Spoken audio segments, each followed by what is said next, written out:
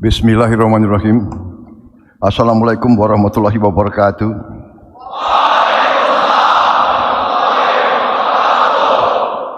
Selamat sore. Salam sejahtera bagi kita sekalian. Shalom, Om Swastiastu, Namo Buddhaya, salam kebajikan, rahayu. Yang saya hormati dan saya banggakan, Panglima Tentara Nasional Indonesia Jenderal TNI Agus Subianto. Yang saya hormati dan saya banggakan, Kepala Kepolisian Republik Indonesia Jenderal Polisi Listio Sigit Prabowo.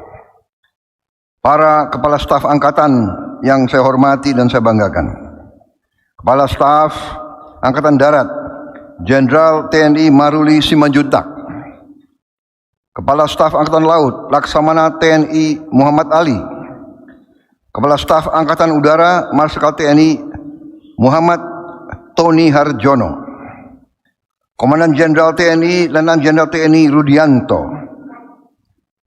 Kepala Lembaga Pendidikan dan Latihan Polri Komisaris Jenderal Polisi Purwadi Arianto, para Gubernur Akademi TNI Polri dan seluruh pejabat Mabes Angkatan yang saya hormati dan saya banggakan. Yang saya hormati, saya banggakan dan yang saya cintai, seluruh taruna dan taruni calon perwira remaja TNI dan Polri tahun 2024. Selamat siang saudara-saudara sekalian. Pada sore hari ini saya mendapat kehormatan diundang oleh Panglima TNI dan Kepala Kepolisian Republik Indonesia untuk memberi pembekalan kepada saudara-saudara sekalian, para calon perwira remaja yang sebentar lagi akan dilantik.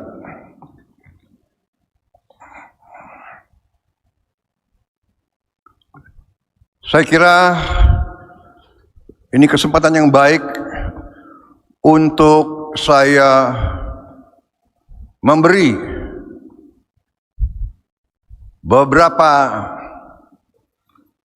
petunjuk-petunjuk, beberapa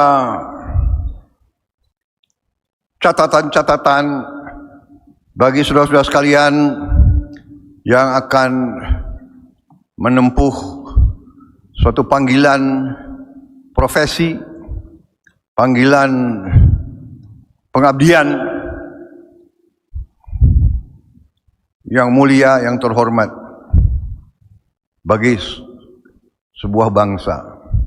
Tetapi dari awal saya harus ingatkan bahwa profesi yang saudara pilih adalah profesi yang mulia, tapi yang menuntut pengorbanan. Menuntut pengorbanan yang besar, pengorbanan bahkan yang terbesar. Profesi ini profesi yang mulia, yang terhormat, yang dihormati, tapi yang menuntut kerelaan berkorban yang sebesar-besarnya, yang menuntut jiwa dan ragamu.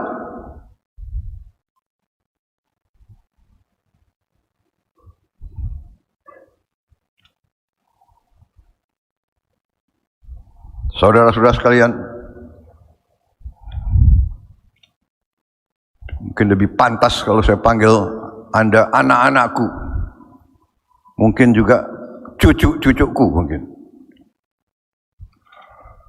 Anda telah memilih kehidupan ini dengan sukarela.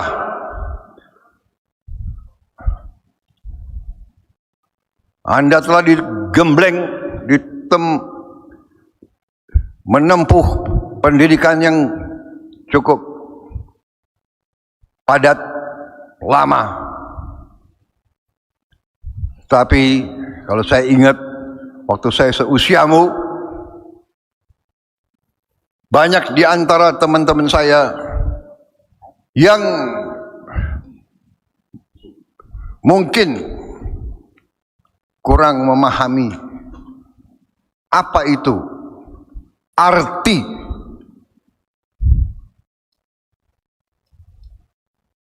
kehidupan seorang prajurit.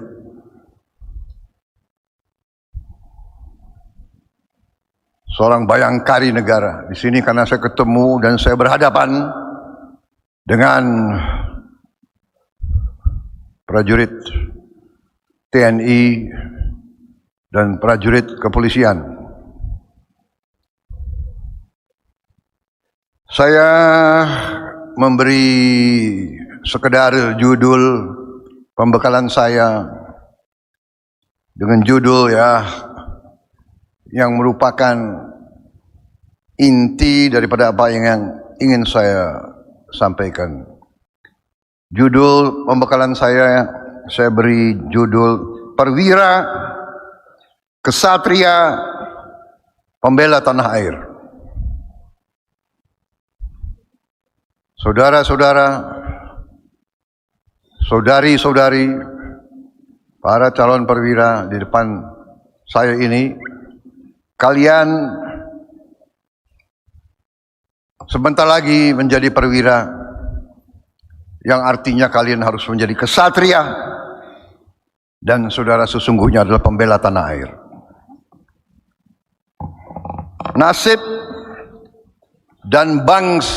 Nasib bangsa dan rakyatmu berada di pundakmu. Kau dipilih, kau diseleksi, kau digembleng untuk pada saatnya kau harus membela tanah airmu. Saudara-saudara,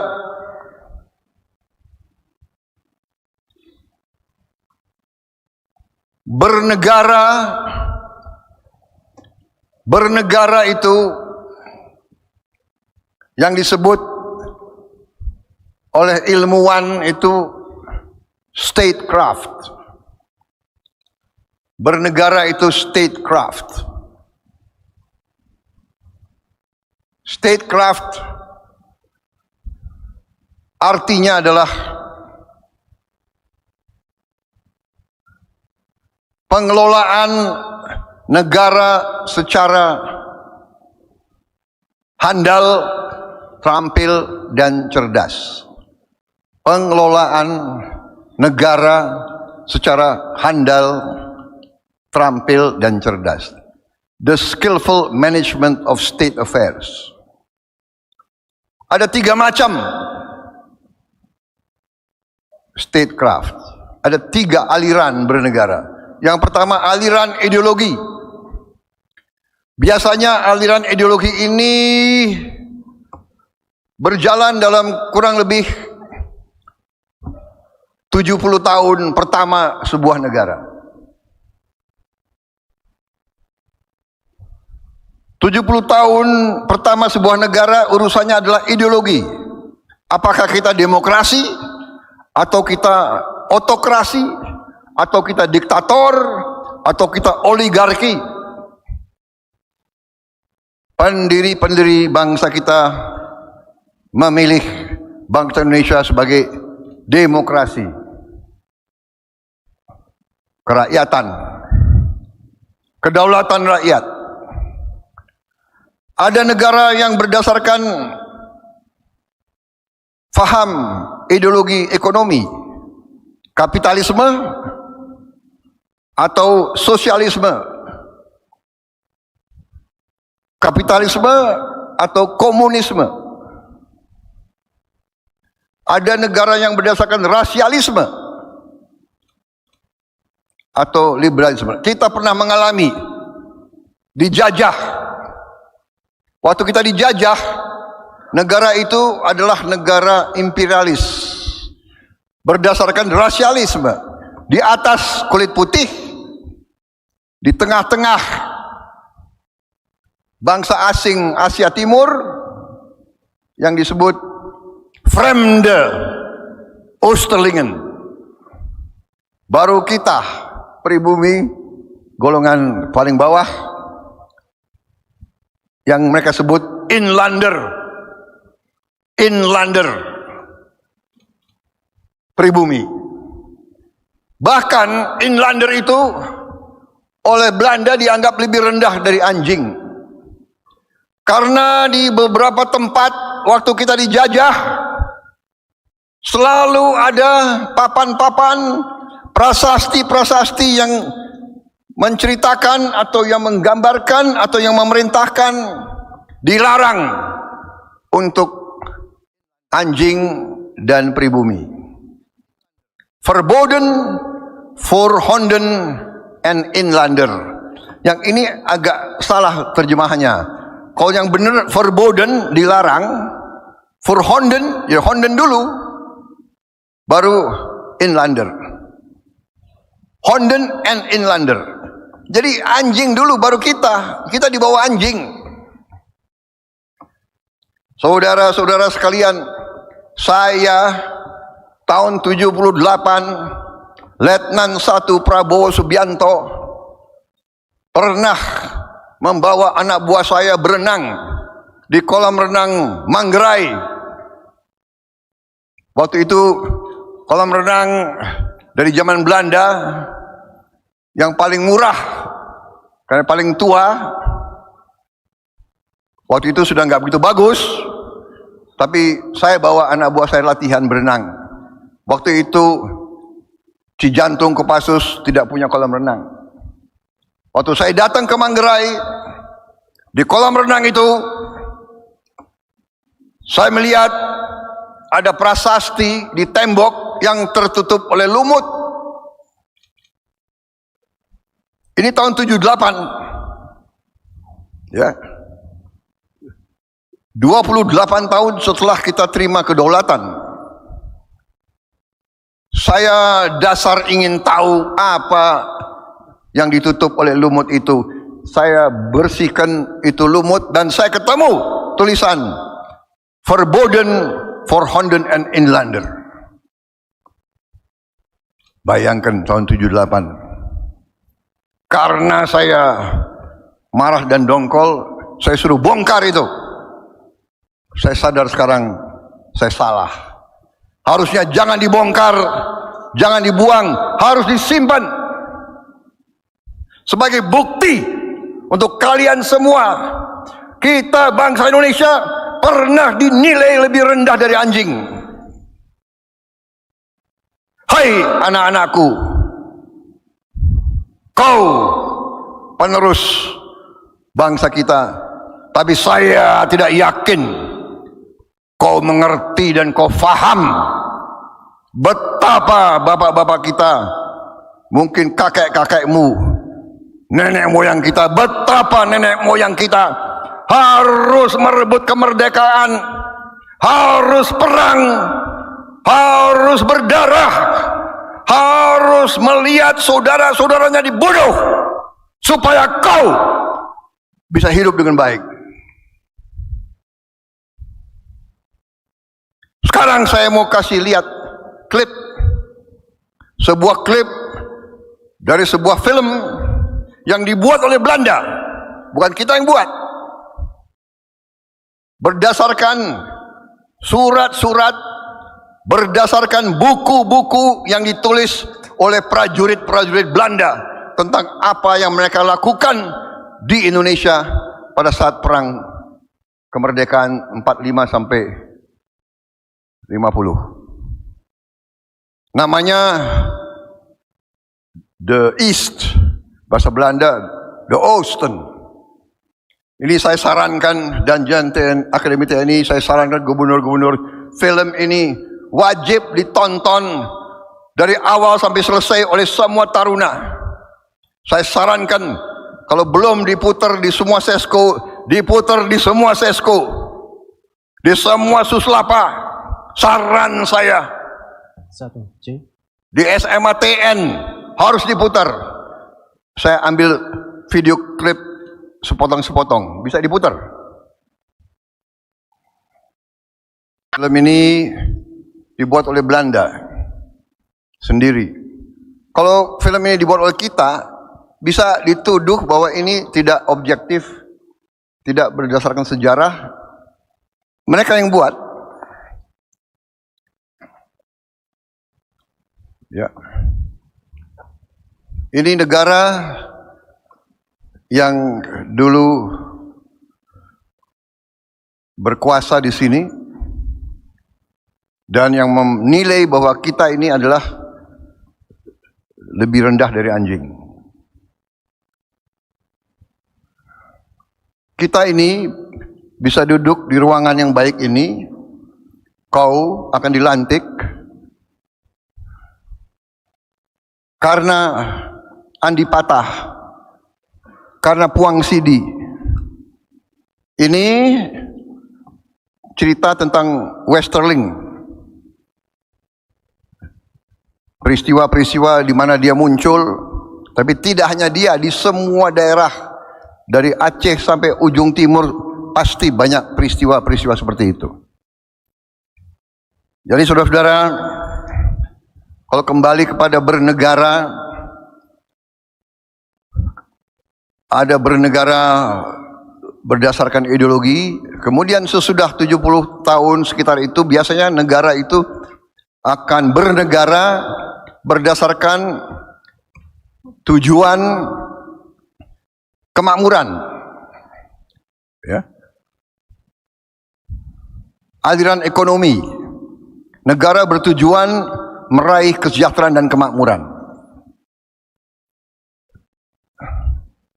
Kalau yang 70 tahun pertama biasanya yang mimpin adalah para pejuang kemerdekaan dan para prajurit.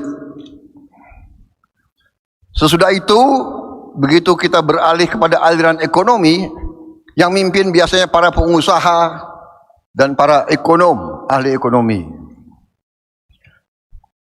Tapi ada aliran ketiga bernegara, dan ini kadang-kadang kita lupa. Elit bangsa Indonesia lupa. Yang ketiga ini adalah aliran realisme.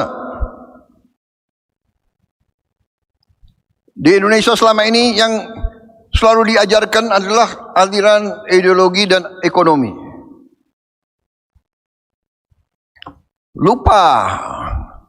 Saya sendiri baru ngah bahwa bernegara itu ada aliran realisme. Kenyataan. Kalau negara bertujuan, kalau negara berdasarkan realisme, negara itu tujuannya harus survival. Survival suatu bangsa. Karena pasti ada konflik. Politik, ekonomi, konflik pertahanan dan sebagainya. Dan ini hari-hari ini kita lihat dengan mata kita tiap hari. Ukraina, Sudan, Somalia, Yemen, terakhir Gaza, perang, dibantai rakyat, anak-anak dibantai, hitungan terakhir 136.000 penduduk Gaza terbantai. Ini adalah penemuan jurnal Inggris, The Lancet. Hitungan mereka 136.000. Sebagian besar anak-anak kecil. Saudara-saudara, kadang-kadang elit bangsa Indonesia lupa. Undang-Undang Dasar 45 di mulut, tapi kita kurang baca, kurang mengerti bahwa tujuan nasional kita yang ada dalam pembukaan Undang-Undang Dasar kita sangat jelas, sangat gamblang.